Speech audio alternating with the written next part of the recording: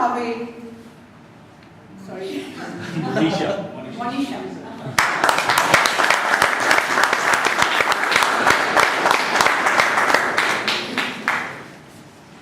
No, not him. Anybody but him. Please. I cried to myself as my teacher turned to me and uttered the words, Monisha, you will be partnered with Suhas in this trip. Why? Good evening, dear Toastmasters, and yes. Good evening. First, I'd like to wish all the men out here a very happy Women's Day. My story will tell you why. It was the first day of our rural health service postings at Kaibara village in Chintamani. I was all geared up for a month filled with community surveys, health camps, interacting with the village folks. It would have been great, except the greatest tragedy in the history of mankind befell me, and I was made to partner Suhas. What's wrong with him, you ask? Sample this. It was my friend's birthday party. It was the last slice of chocolate cake. Before I could reach for it, he gobbled it up and he says, "Thank me, Monisha. Now you won't get fat. Isn't that what you girls want?" What a sexist, right? All this once, we got the night shift at the emergency medicine department. But he brushed away all the girls saying, Now, girls, you should return back home before the clock strikes 6. I felt like telling him, shouldn't you return to 1845 before I strike you? Now imagine putting a chauvinist and a feminist together, and it spells disaster.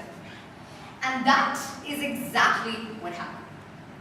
We were returning back to our hostel one evening from the village when we encountered a bunch of angry drunk farmers. One of them yelled at me, "Hey, what are you doing here?" And at Suhas, "Who's this? Is this your wife?" And I squealed, No, quite the opposite. He came closer and closer to us. And I said, "I think it's time we run." But he just wouldn't move. So I acted quick. I picked a couple of stones, hit one at the nearest window. The owners of the house came out, thinking it was these drunk men, chased him out. The other stone, well, it was Suhas. He just wouldn't move and I had to hit him.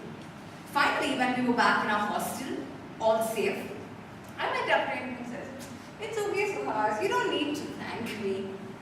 He turned to me. "Why did you do that? I would have handled it." That was it. That was the last straw. I screamed, "Enough! What is your problem, man?" He looked at me, quite calm, and he said, "But isn't this what men do?" And that destroyed my indignation, and that woke me up to the sad truth. Men are as much a victim of the system of patriarchy as are women. As frustrating it is for us to be soft and sweet and sensuous all the time, it is equally frustrating for men to be rough, tough and buff. Gender equality will benefit both men and women in making this place a kinder world. For every woman who is tired of acting weak when she knows she is strong, there's a man denied of his right to feel vulnerable.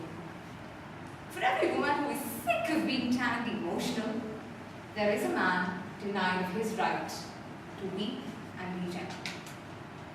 Suhas wasn't being a jerk. Yes, he's annoying, but he was merely trying to match up to the standards set by our world where we value women more for their shape than their soul. And this needs to be tackled at its roots. And there are several organizations working to do exactly this. Now let me tell you, the standards of masculinity created, it's a very demanding system. And those men who fail to make the cut slip into insecurity, and very often it translates to violence, which I may add is the last resort of defeated men. So let me tell you one thing.